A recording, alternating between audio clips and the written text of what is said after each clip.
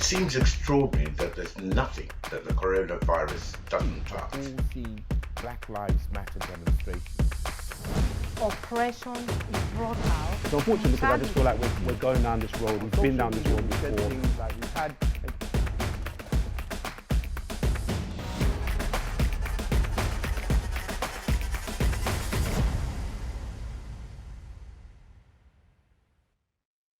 Hello and welcome to Your Voice. My name is Gabriel Renu. On tonight's show, we're discussing the Powerlist, which was released this month. The Powerlist was first created in 2007 by Michaela Coel, then editor of The New Nation, a weekly newspaper published in the UK for the Black British community as a way to profile and celebrate influential Black Britons and inspire and influence the next generation. With me to discuss the studio for this first part, I'm pleased to welcome London property consultant Yemi Edo and presenter Mosik Levontel. A real pleasure to have you both join us. Before we get into the chat, I called up with Michaela Coel earlier today to ask him what exactly is this Powerlist? So Michael, what is the Powerlist? The Powerlist is a selection of role models that we show to young people, particularly young Black people. Selection of Black role models that we show to young people. It came out of the idea, some nearly 15 years ago now, that at the time especially, there were very few, what we like to call realistic role models being shown in the media. So what we decided, I'm a lawyer who became a journalist. Right. What we decided to do was put together a number of prominent people from the African and African Caribbean communities of the UK who were doing really well sort of in professional pursuits. Right. When I say professional, I mean in the widest possible sense, to include the arts and the sciences and quite literally the profession. So, you know, law, accountancy, financial services, and things like that. And up until that point, nobody had really done that at the sort of level that we were looking at. So the Powerlist came about largely because of my own personal experience. I grew up in London, in South London, until I was 14. And when I was 14, I went to live in Nigeria. Up until that point, I'd never seen, and this is in the mid to late 70s. Up until that point, I'd never seen a person of African or African Caribbean heritage who was a lawyer, or who was a doctor, or who was I don't know, an architect, or anything sort of anyone from a sort of professional background like that. And what the effect of that was that my ambition set was quite low down. You know, I thought I might become some sort of a sportsman. I used to do some boxing and stuff like that. And if I hadn't become a sportsman, you know, I might have gone into some sort of manual trade. A lot of the people I grew up with, both Black and white, ended up not really doing a great deal at all. And in fact, even till today, quite a few of them are not really doing much and haven't really done much with their lives.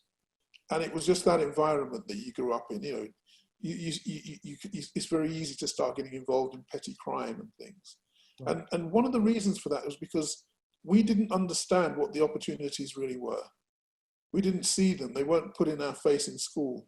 In fact, in my secondary school, I don't think I ever heard the word university. So I would never have gone to university. So when I went to Nigeria now, it was a completely different story. As a journalist, I ended up running, I went the sort of a strange way around in journalism. Most people go from minority press into mainstream. I went from mainstream to minority. And it was a group that had both Black and Asian titles. And on the Asian side of the group, it was really interesting. They tended to celebrate success. So they do like a big event where, they'd celebrate the richest Asians. I think it's still going, actually. Yeah, which they had a thing called the Asian Rich List. On the black side of the group, we didn't have that. And quite often we'd have what I would call victim of the week on the front page. And I'm thinking to myself, why are we portraying ourselves as victims? And who on earth is going to buy a publication that showcases its readership as being people who aren't doing well? People like success. People like to read about people like them being successful. So we changed it and we decided to put more positive news in the publication. And that led to the idea of running what was supposed to be the equivalent of what the Asian side of the group was doing with the Asian Rich List. And we said we're going to do a Black Power List. So who are the most influential Black people in the UK? We didn't want to do a Black Rich List because we thought it would be a bit crass and it would be full of footballers and entertainers. So that's what we decided to do. We ran the first one, it was very successful. The mayor's office got wind of it and asked if they could use it as the guest list for a big dinner they were doing to celebrate the unveiling of a statue for Nelson Mandela in Parliament Square. Right. They did that and it was a great dinner. I went back to the board afterwards and I said to them, look, we need to invest in this because this can become a thing. This can become something that's quite good. They didn't get it, but I was really confident that this could happen. Right. And I decided to leave and do it myself. Right. So I left the job, set up my business and did it myself. And as I say, so initially the whole idea behind it was to inspire young people in the same way that I'd been inspired going to Nigeria, was to inspire young people here, young Black kids here, without sort of sending them 5,000 miles away to catch malaria, which happened to me quite a few times, right. I have to say. But no, jokes apart, it was basically as a role model guide for young people. Well, you heard Michael Iboda's description of the Power List there. Yemi, coming to you first. So what was your experience like? Because you grew up in Nigeria and you came to this country and you've been living here ever since. What was your experience like? And did Michael's account, did that resonate with you? Absolutely. Growing up in Nigeria, it's normal. I grew up in a house that had a medical doctor, a lawyer. I knew when they were in school. You have visitors coming in from the academia, accountancy. It was not a question of if you're going to go to university. It was a case of what would you be studying. But in comparison to London, Lagos, where I grew up, is a city of over 18 million population. Right. So, moving to London, although it seemed tough, but it was not as aggressive. For me, it was actually easier than Lagos because every household would have a doctor or a lawyer. So it's quite similar to his one experience. Right. So Mosik, you're a broadcast journalist. Is that profession valued within the Black community in the UK? I believe it is to an extent. Within the Black community, I feel like journalism isn't taken as seriously as it could be just because of the stigma there is against journalists in general, right. of us, doing whatever you can to get a story, jumping over the fence, that type of thing. But I feel like that's outdated now, and that's not the case. If we don't have people to tell our stories, then who is? And Absolutely. Black journalists are fundamental in our community and in our society. Yeah. You need Black journalists. So I believe it should be valued more, definitely. I think the stigma has a lot to play with why people don't take it as seriously. Sure. Like as a degree for as such, people may not see journalism as a credible degree, but you're learning the fundamentals of news writing and broadcast and the laws, the politics, etc. And all of that is so important in media and media law. Yeah. So there's a long way to go. I feel like we've got to prove ourselves almost, but it's worth the fight. Sure, definitely. So Yemi, you were recognized in this year's 2021 Powerlist. How does that make you feel? Oh, great. Very great. It's great for me, great for my family, great for my team. And in a year like this that we've hardly had any good news. It's a big one. As a business person in London, in the black community, we are striving to make a better, something for ourselves. Right. But Powerlist is come up as a target now, and I can't tell you the number of people who've asked me in the last 1 week, how can we get on the Powerlist? So it's great. It's great. Right. So, I mean, your field is property. So you are a property consultant and you also an acquisition consultant. Am I right? So, what sort of discrimination will you normally face as in that field? Because the field is not an area where you find a lot of black people doing well in. I've been in complicated situations, but I've always rise above it because I see people like that as still growing in understanding. And it's an easy box to come up with some stories and all that. But what I would tell my guys is, this is London, it's a cosmopolitan city. People are looking for the money, Let us try and look beyond. They are bad people.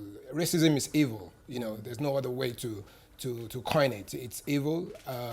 I've been in complicated situation, but I'm glad that I've risen above that. Right, thank you so much, Yemi. So we're going to take a short break now, but please join us again for part 2 where we'll be continuing the conversation. See you in a few minutes.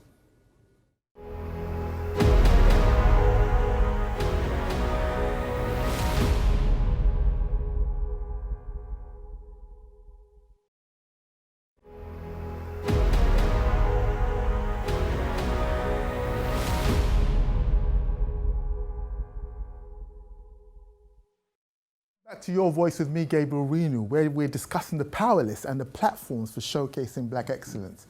And earlier today, I spoke to Dr. Louise Owusu-Kwarteng. Here's what she had to say. So, what is your take on this year's Powerlist 2021? Okay, so it's really good to see the diversity of areas. So, in the creative arts and sports, in medicine and science and that. And I think that's really good.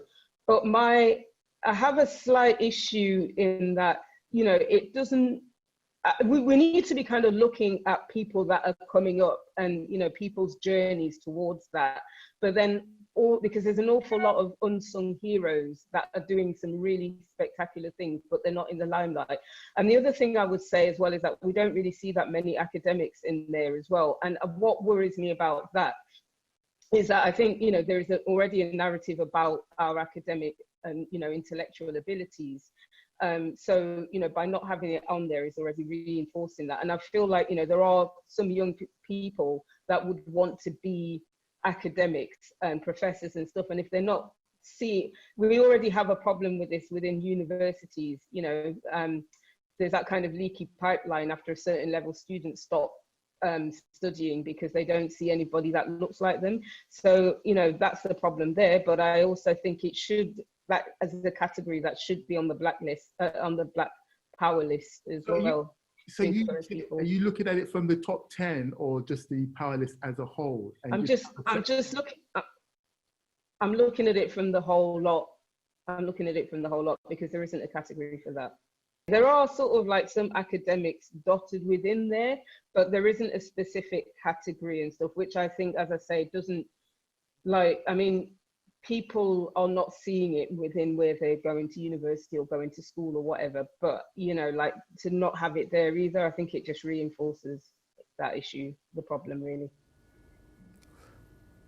Here for this part of the program, still with me I have Mosik Lavontel, and I'm pleased to welcome lawyer and media executive Nosa Dag Agayere to the show. Welcome, nice to have you.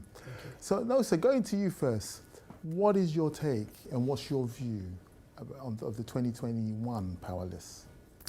I think it's very inspiring. I think it's a great thing that they've done. It's been going on for 15 years. And I think we do need to appreciate or celebrate, Black excellence. Yeah. And I think that's what it does. And I think pointing out certain role models is more powerful than just saying it. So you get young people thinking, well, hold on, there's a VP in Netflix, for example. That means I can aspire to be a VP in Netflix. There's someone in Google, for example, that's running things that I can aspire to be that. So I think it's a great thing. However, what Dr. Quading said, I see where she's coming from. However, I think this year's Powerlist was specific and it focused on two major things that happened this year: the COVID-19 pandemic and the George Floyd incident that created this social justice campaign. So I think I understand where she's coming from, and I appreciate that. I can also say there are categories that I think are missing, or there are people that I think should have been considered on that list. But I think we should understand what this year's list was all about. It's about those that have pioneered social justice in the wake of this precarious year that we've had. Right. So Musique, so she mentioned the lack of the academics. Were there other omissions that you felt could have been added? I take Nosa's point that this year was a special year, but were there other years that other omissions that could be added? Yeah, I completely agree with Louisa's point that she raised. I feel like all categories need to be highlighted. And yes, of course, this year it was focused heavily on Black Lives Matter and the pandemic and et cetera, et cetera. So a few fields I feel like are missing is the kind of focus on this new generation of jobs that has come to light due to technology and social media. Yes. And if you want to kind of relate and make the Black community resonate with the Black Powerlist moving forward, you're kind of going to need to tap into these areas. I'm not trying to focus too much on the entertainment industry, but it plays a big part. So for example, like YouTubers, like you've got Patricia Bright, etc. She's done incredible things. I do understand though it is kind of focused on, it's a yearly thing. So it's what they've done for this year, but just moving forward, you've got influencers, you know, that term that everyone talks about these days, but you know, people are making a living off it, and some people are influencing our community. They have built a massive platform online. There are also cultural commentators, the likes of like ZZ Mills and other YouTubers like Muller Juice, and all these people that have such a big impact on our community. So if you want to make it resonate with the younger generation, you might have to tap into these new jobs. They weren't jobs about 5 years ago, but now people are buying houses with these jobs that they've got. Yeah, Musique makes a valid point, though, sir. You know, because YouTubers and they're influencers, and if we're looking at influencers within our Black community, it's important to recognise them. What's your take on that? No, absolutely. I think you know, there are role models in every sector of work of life, and I think there are influencers that are role models that people look up to. Like you mentioned, Patricia Bright. I mean, I know some YouTubers potential YouTubers that say, I want to be like that. You know, I mean, she's done phenomenally well for herself, you know, and for the community around her. Right. I think there are jobs, the unorthodox jobs that also need to be considered, to be looked at, because it's all about inspiring, it's all about being a role model for a younger generation. So do you think as a Black community we need to kind of recognise outside of the professional space? Because I know most of the stuff that's being recognised is more professional type roles and entertainment and music. Is it time that we start looking outside, you know, more of a wider, broader spectrum, or even just looking at other parts of the profession, not just the normal lawyer, doctor, entertainer, music, sports? Is it time that we broadened the spectrum in terms of influence? Absolutely. I think we do need to look outside. Like I said, you know, we are in 2020. You know, we don't just have doctors and lawyers. I mean, back in, you know, when we were growing up, our parents wanted us to be the professionals, hence I became a lawyer, thanks to my dad. You know, but again, I kind of veered out and I went into the entertainment industry, and now I do things in the music space, and I do quite a lot of things there. And so I think we do need to look outside the box. You know, like, you know, you were saying there is a lot of unorthodox jobs out there, you know, and stories about people as well. I was talking earlier on to some colleagues earlier on about a lady who works for Columbia, Tapaneswa. Now, if you look at her story, she's now head of Africa, you know, at Columbia Records. But if you look at her journey from where she's come, that's an inspiration to a lot of young people. So I think we need to look at, you know, jobs outside the doctors, the lawyers, engineers and accountants, and look at the YouTubers, look at the tech startup guys that have started tech companies and stuff. I know there is a technology category in this year's Paris, I do know that, but we should look more into that. The people that are doing great things out there and that will inspire the younger generation. Right. So Masik, if you had to put your own power list together of 2021, who would you add to that that's not already on the list? Oh, who would I add to it? Do you know what? I believe that the list was put together really well this year. Yeah. I do think they've included the people that I would have expected to be there, the likes of Marcus Rashford. He's done absolutely incredible things this year for the community. Maybe the likes of, I would say, in terms of a YouTuber, I could put the likes of Nella Rose and all these other people that are on the come up and that are doing amazing things. She's a YouTuber. Okay. So there are also entrepreneurs as well, people that have founded their businesses. So like William, he founded Vitae London. It's a watch brand, for example. Yes. He could definitely make that list in my opinion. Entrepreneurship is something that I feel like should have a should be focused on a lot more going forward on the power list, because there are so many people that are starting their own businesses in the Black community from such a young age as well. And I feel like that needs to be represented more, because we're just, you know what we're saying, you know what, I'm not going to even, go into a certain field. I'm just going to create my own business out and do my own thing. And that is incredible to see. Yeah, is that the definition of Black excellence in your opinion, Nosa?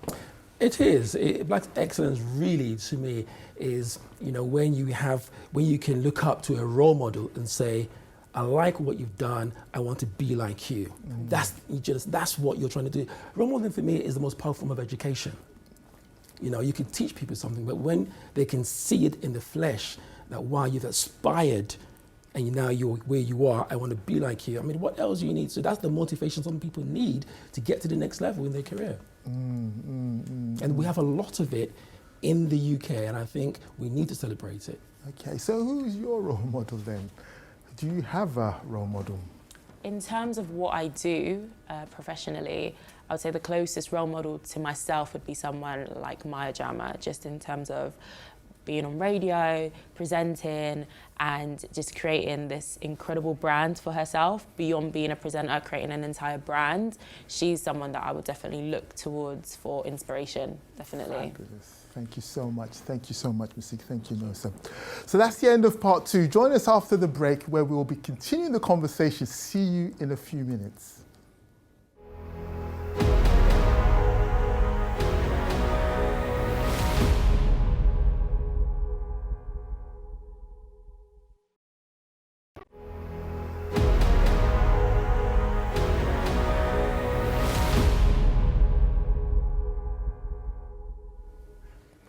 Hello and welcome back to Your Voice, where we're discussing celebration and promotion of the role models from the Black community.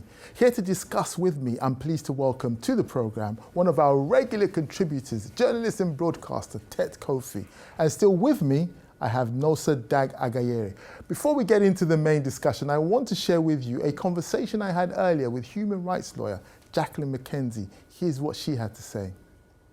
Hi, Jacqueline. You've been recognised for some of the tremendous work you've been doing within the Windrush generation. How do you feel about that?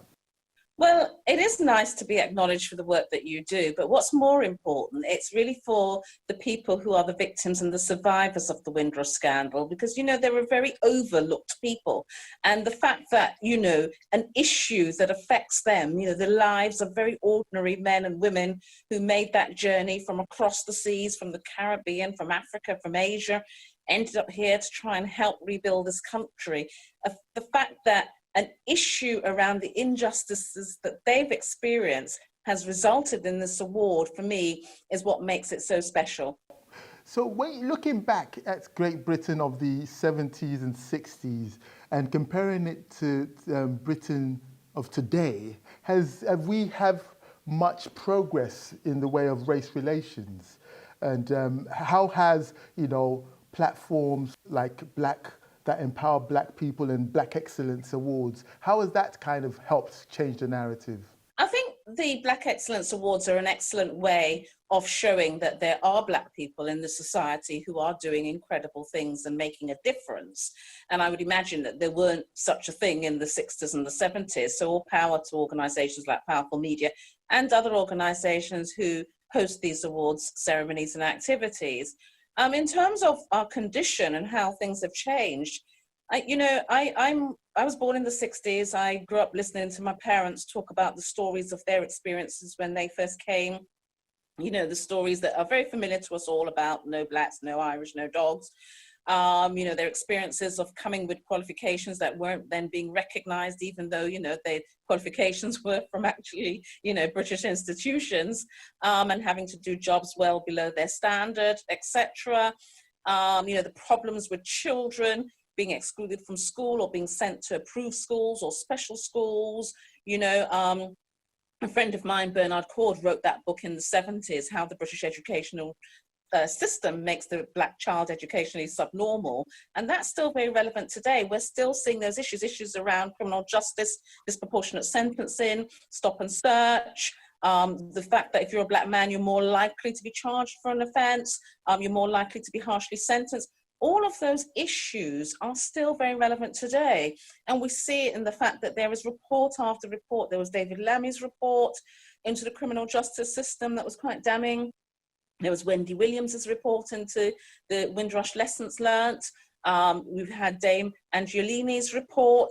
Just 2 days ago, the Equalities and Human Rights Commission have produced a report which is damning and actually found, it went further than all the others, it actually found that the Home Office, so therefore the government broke the law regarding equalities legislation. And you know, there are a whole plethora of reports. On the 9th of December, I'm giving evidence to a parliamentary committee. There's a call out for evidence for the Disparity and Race Committee. I know Labour have got a commission looking at the Windrush. It's just endless. And why are we in 2020 still needing to do all these reports and all this research? And it's because things haven't improved along any measure. We see it definitely with immigration and the Windrush scandal, but we see it in the criminal justice system, we see it in education at all levels, we see it in terms of enterprise and entrepreneurship, who gets the loans, how the banks treat people. We see it in health, the disparities in health. We've recently had data about, you know, how many Black women die in childbirth disproportionately. We see it with the statistics about COVID-19.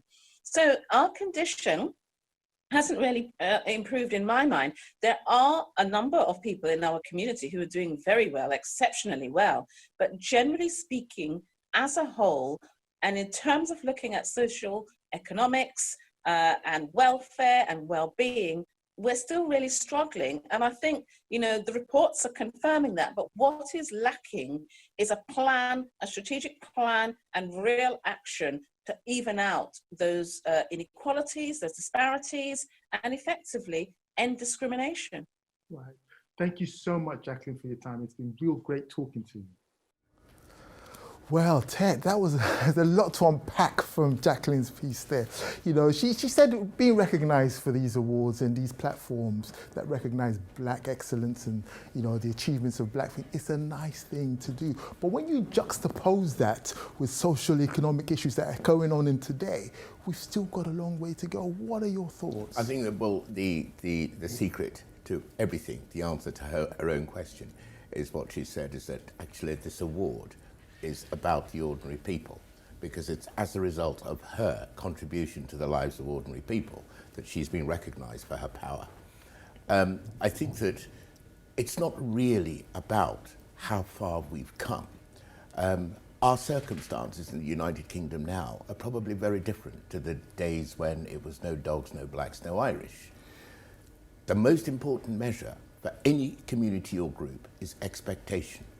The truth is, now we have made in England Black kids from Africa, from the Caribbean, from other parts of the world.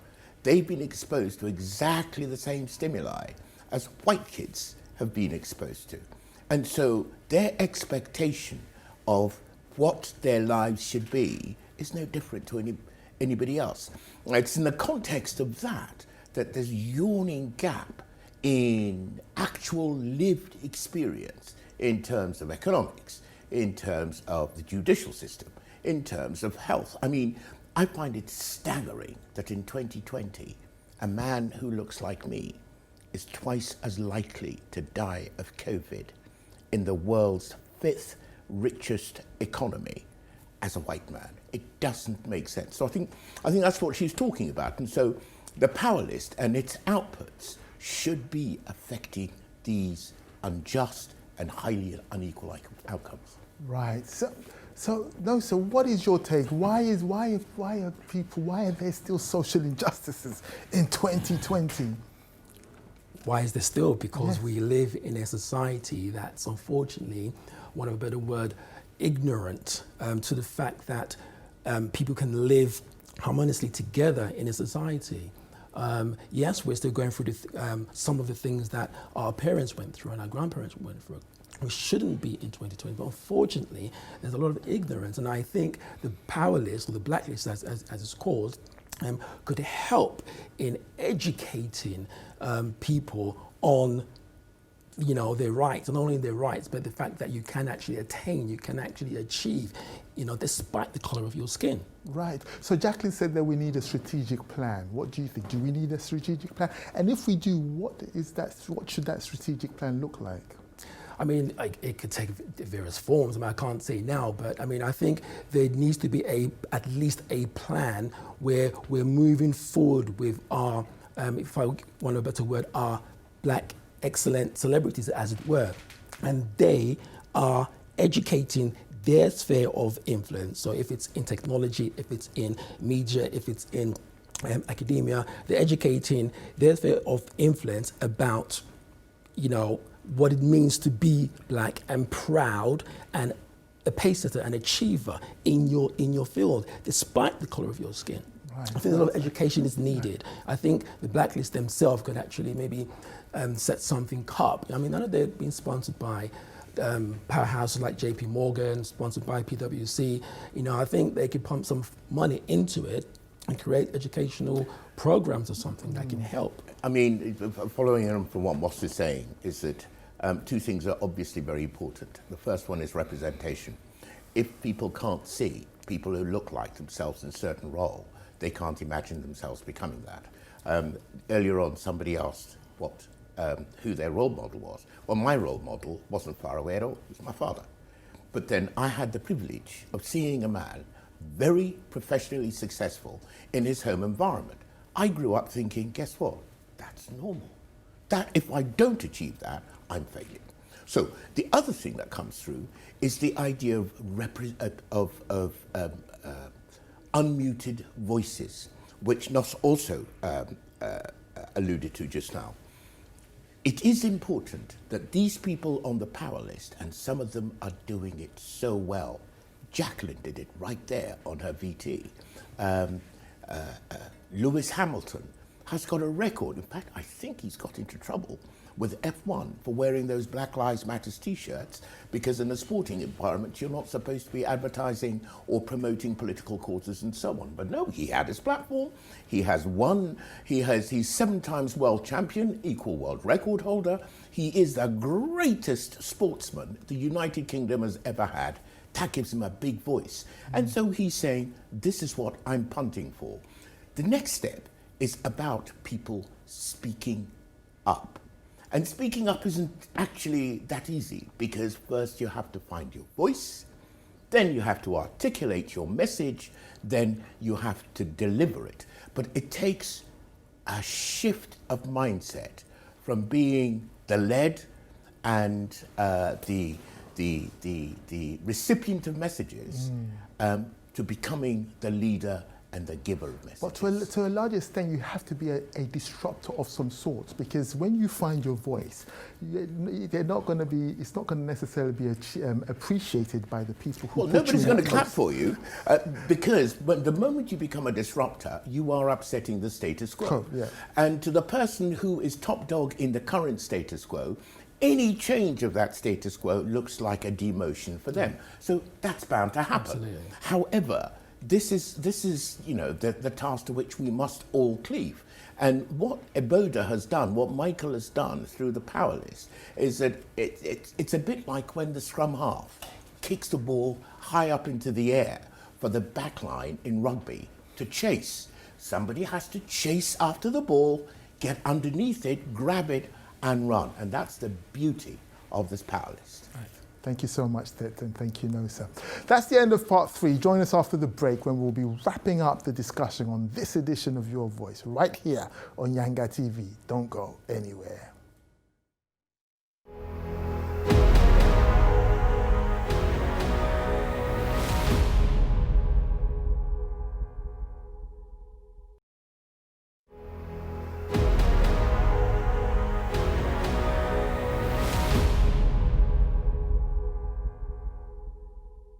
Hello and welcome back to Your Voice. In this final part of today's show, we're going to be looking at the way forward. To do this, I still have with me on the panel Ted Kofi, and it's a warm welcome back to Yemi Edun. Before we get into the main discussion with my live panelists, I want to start by sharing the conversation I had with Dean Okai. Dean, how important is it to recognize black influencers and movers and shakers within Great Britain? It's a part of normalizing us, number one, who as a people have been othered within the conflation of BAME over the past 70 years. And it serves two purposes. One, it gives a true recognition of the accomplishments that we obtain as a people. And two, it enables us to get a payoff from the cultural capital of who we are within our ethnicity. Because traditionally there's been no value in our ethnicity as Africans and African Caribbeans in the UK. Right, so do you think, we've been talking about the Powerlist of 2021, do you think publications such as the Powerlist 2021 help kind of get that cultural capital that you just mentioned? Absolutely. I think, first of all, there needs to be a huge awareness campaign of the Powerlist 2021, especially from all our owned media that goes across TV, radio, our influencers and print publications. But the purpose it serves within the matrix of things that are coming out next year. And we got to look at this in the context of a post-George Floyd era, where we are very much about consuming everything that we produce. So what a Powerlist does is it polarizes those who are at the forefront of our community making strides. It allows us to spend our money with them. And what it does is it normalizes them within particular industry sectors as well, where they get parity with their European, Asian, and other peers. Well, thank you so much. That's been so insightful. Thank you for your time. So, Yemi, so what's next? So we've got the, we've got the recognition, we've got the black influence, people have been recognized, and not just the Powerlist recognizes people, we've got other platforms that recognize black excellence. Now the question really is, what's next? So the likes of yourself who's been recognized for these real awards, what is the next step for you as a recipient of this award? What are your plans? Thank you. First, it puts into satellite how we got there. Yeah. For someone like me, I've been in property for over 2 decades in London. We've used that platform to get a lot of black people onto the property ladder because late 90s, some people didn't even understand how to get onto the property ladder. But with people like ourselves coming up into the industry, you can talk to your own, explain the situation, and navigate a channel for them. So we've got hundreds of people that we've helped onto the property ladder. We do mentorship, speaking events, internship for young people. So that's what we've done in the past. With my company, Daniel Ford International, based in King's Cross, we have a myriad of services we provide, management, acquisition. Acquisition, by the way, is we are a buyer's buyer. So unlike estate agents that are looking to sell your properties on behalf of a vendor and they get paid by the vendor, we get paid by the buyer and we look at their best interest. So that's what we do in the main as an acquisition agent. Going forward, what next, right? This will give us a platform for people to reach out to us, Like I said, the company is Daniel Ford International, based in King's Cross. My handle is Yemi Edun, Twitter, Instagram. In August, I came together with some professionals to set up an initiative called Action for Change and Empowerment. It's basically for Nigerians in the diaspora and friends of Nigeria. And basically what we've started doing is empowering local charities in Nigeria, right, by raising funds here and empowering those charities. Although we are less than 3 months in the initiative, we've been able to impact about 800 people directly right. through palliatives. And we are on the verge of giving out 1,000 wheelchairs. Right. So this is where we're going. Now impacting, inspiring people and getting more people into the industry because it's quite lonely. Giving back to our country of origin, and more information can be got from acegiving.org. Sure. So let me just ask Ted, so is empowering black people, so we've just heard Yemi and he's doing a lot of work and just trying to kind of educate our black community. Is that the way where we could kind of, you know, bridge the gap between these social economic issues that Jacqueline mentioned earlier? See, I go back to what Jacqueline said. She said that this is about the ordinary people. Her award is about her service to the ordinary people. Strangely, Dean Okai from ADPAC has also highlighted that message. What Dean was talking about was normalizing black excellence as something you see as part of the lingua franca of business, professional, and other lives. These two things are very, very, very important because going forward, it's going to be absolutely crucial that our organizations recycle our resources back into the community. One of the things that struck me about the Powerlist is that, for example, the chair of the selection panel was Dame Dobbs. She was, I think, the first and only. Still the only. It tells the story in itself. She was the first senior black judge or minority ethnic judge in the United Kingdom. She was a judge of the High Court. Yeah. So when people tell Yemi that we're putting you on the list and the people who are putting him on the list look like him, that means you've got validation from your own people. And for far too long, validation for our community has been about our service to other people. So that even now, when a politician comes across and you give him their vote, you're wondering, is he going to be representing me? Or is he going to be representing the larger number of white constituents that he also has? So validation by ourselves is a crucial thing.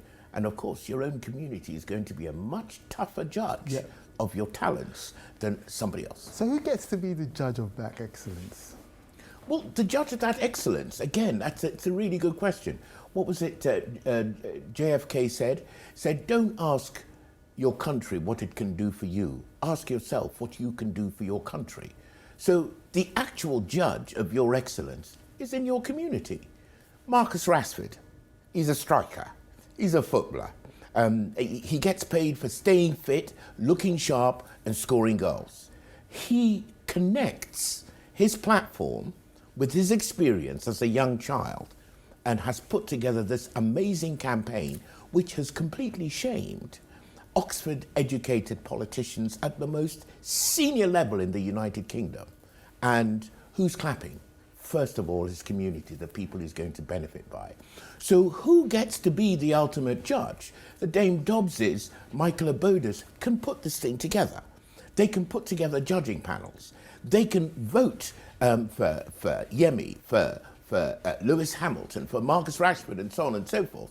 But ultimately, the judge of your merit as a person, as Dean Okai was saying, is your own community. So Yemi, growing up and having lived in Nigeria as well as the UK, how much of a grounding and entrepreneurial spirit did your upbringing in Nigeria give you the energy to be able to become the property consultant and tycoon that you are today? I grew up in Lagos. Lagos is hustle. it's aggressive. Say no more. You know, you won't have a better foundation than Lagos. And like I said, comparing Lagos to London, London is easier, you know. So what was easier? Was it the whole process or? The environment. Right. People are hungry. People are hungry here. No, I'm not talking of hunger in the context of food. I'm talking of hunger in terms of they need to succeed. They have to. There's no room for. And there is no infrastructure that's going to back you up in Nigeria Absolutely. and West Africa generally. If you fail in the UK, you can go on the dole, you can do this, you can do that. So, yeah, absolutely. And I can say from my own experience, right, if someone like me can make the power list, it shows that a lot of people, talented people in a place like Lagos or Accra, right, all they need is basic infrastructure, you know, coming to a very competitive country like this, and be able to stand your ground, you know. It just shows that there's so much, you know, there's so much in us, and we just need the enabling environment. Sorry, I'll just ask you just one more. So just very quickly, how important is it for mentorship schemes for someone like yourself, you know, to be able to kind of give back to the community and just make sure that, you know, you're not pulling the ladder up and you're empowering other people? How important is that for you? We have no choice because we could have been on the other side. You know, it's a no-brainer. The story could have been written differently, you know.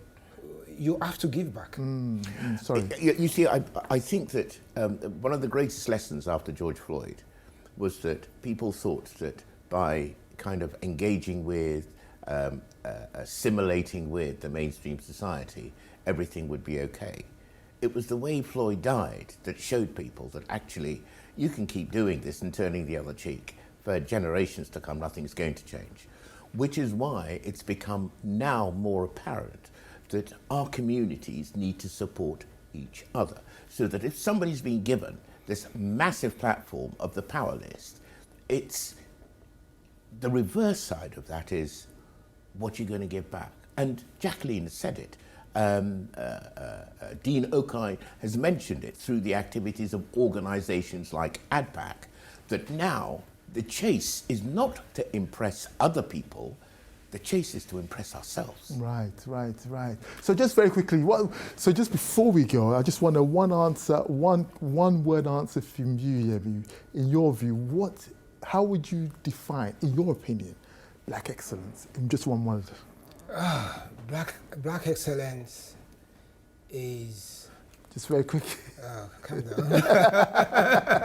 Black excellence is doing it in a way that adds value to humanity. Unfortunately, thank you very much. That's all we have time for. Well, that's all we have time for on this edition of Your Voice. There's just enough time for me to say thank you to my guests on this part, Ted Kofi and Yemi Edu. And of course, to my earlier guests, Nosa Dag Agayere and Mosik Lavontel. Thank you for watching. I'm Gabriel Renu. Please join us again next time here on Your Voice. It seems extraordinary that there's nothing that the coronavirus doesn't touch. All the Black Lives Matter demonstrations. Oppression is brought out. So unfortunately, because I just feel like we're going down this road, we've been down this road before. We've had